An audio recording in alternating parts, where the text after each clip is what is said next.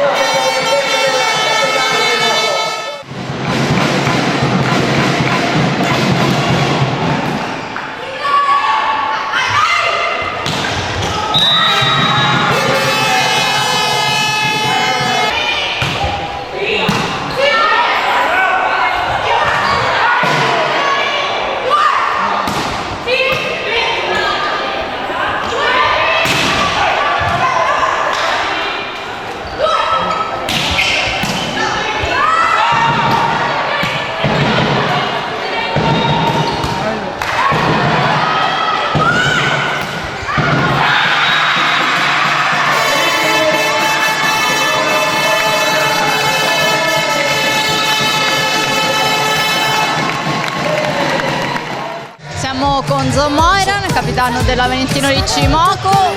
Diciamo che la partita avete voluto subito mettere in chiaro di chi fosse, siete partite sempre benissimo in tutti i parziali. Sì, abbiamo giocato molto bene, abbiamo mantenuto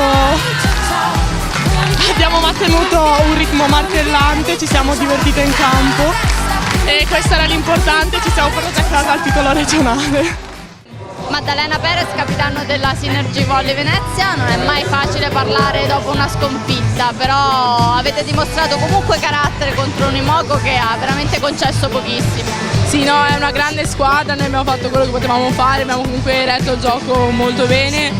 Abbiamo ceduto certe volte con le ricezioni, ma è normale, l'importante è essersi qualificati per Roma, per le finali nazionali, e sono comunque contenta.